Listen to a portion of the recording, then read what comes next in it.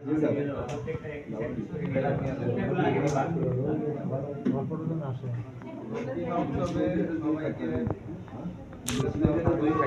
জন্য আমরা বেশি করে নিলাম হয়েছে শান্তি।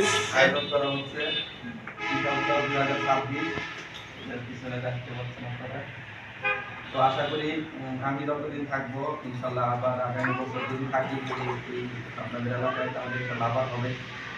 আর যে আমি না থাকলেও যে আসবে তাকে বলে যাবো যে এটা চালায় যাবে, অথবা আমি যেখানে যাবো সেখানে যাই আবার শুরু করবো।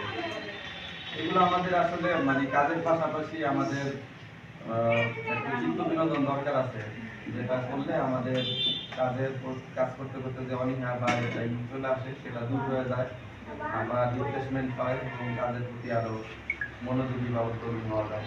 সেই জন্য এই ধরনের খেলাধুলা, পিকনিক, পিঠা উৎসব, এই সব কিছুর আয়োজন করা হয়।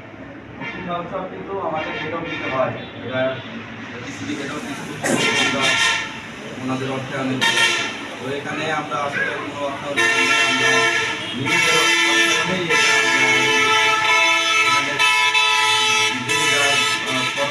মানে বাজার করে যাকে যেটা চুজ করে নিছে সেটা তৈরি করে আনছে, মানে অফিস থেকে কোনো অর্থায়ন করা হয় নাই।